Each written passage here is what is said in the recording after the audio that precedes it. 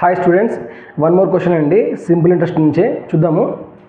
The simple interest on ₹x at a% per annum for m years is equal to the simple interest on ₹y at a% per annum for m square years. Then x is to y is equal to అని అడుగుతున్నారమ్మా. So X is to వైని మనం find out చేయాలి. మనం ఏం find out చేయాలి అంటే ఫైనల్గా X is to why ఏమవుతుందో మనం ఫైండ్ అవుట్ చేయాలి.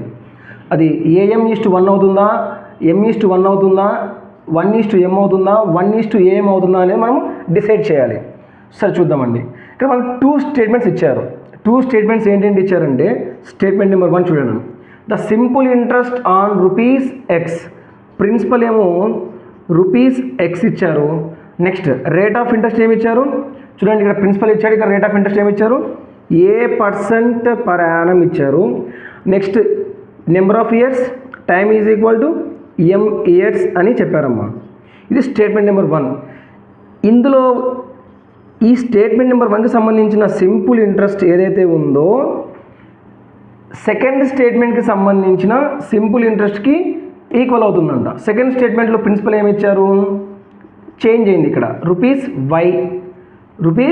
Why and rate of interest ఏముంది same rate of interest a% per annum and years కూడా చేంజ్ అయ్యామా. ఇక్కడ ఎం అయితే ఇక్కడ m² ఇచ్చాడు, m² ఇయర్స్. మరి మనం ఇక్కడ కూడా మనం సింపుల్ ఇంట్రెస్ట్ ఫైండ్ అవుట్ చేయాలి. ఇక్కడ వచ్చే సింపుల్ ఇంట్రెస్ట్ ఇక్కడ వచ్చే సింపుల్ ఇంట్రెస్ట్ ఈక్వల్ అని క్వశ్చన్లో వాడు మెన్షన్ చేశాడు. ఇది మనం గుర్తుపెట్టుకోవాలి. సరే, సింపుల్ ఇంట్రెస్ట్ ఫార్ములా ఏంటి, PTR/100 కదా. PTR/100 అంటే P into T into R/100. మనము ఇక్కడ P into T into R/100, ఇక్కడ P into T into R/100 రెండింటిని ఈక్వల్ చేద్దాం. P వాల్యూ ఎంత x, T value m and R value ఎంత అంటే a/100 అండి.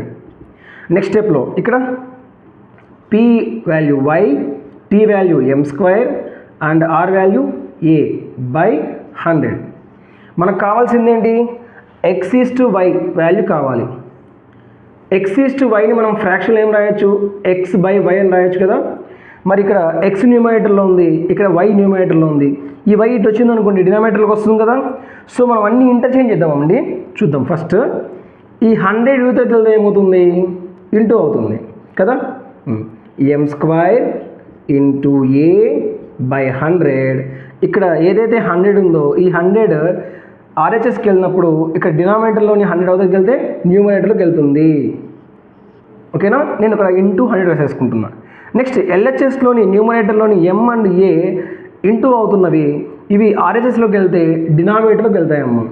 So m into m and ఇక్కడ into a into m into a అండి. So ఇక్కడ డినామినేటర్లోని 100 న్యూమరేటర్లోకి వెళ్ళింది. ఇక్కడ న్యూమరేటర్లోని ఉన్న m ఇంటూ n ఇక్కడ డినామినేటర్లోకి వచ్చాయి.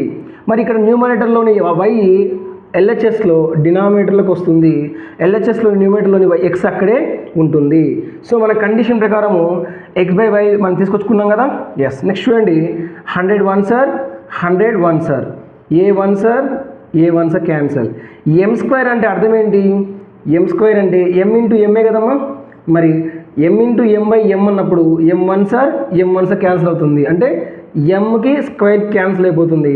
మనకి న్యూమరేటర్లో m మిగులుతుంది, డినామినేటర్లో 1 ఇంటూ 1 అండి. చూడండి, m 1s are m² వెళ్ళిపోతుంది.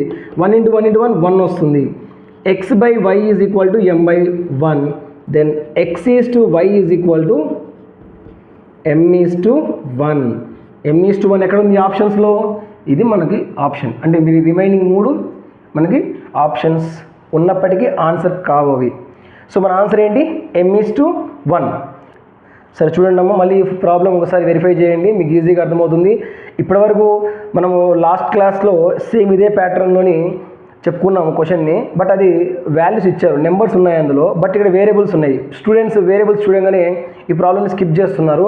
నేను అందుకని ఈ ప్రాబ్లమ్ని పికప్ చేసుకున్నాను. ఖచ్చితంగా మీకు అర్థమవుతుందని ఆశిస్తున్నానమ్మా. Thank you.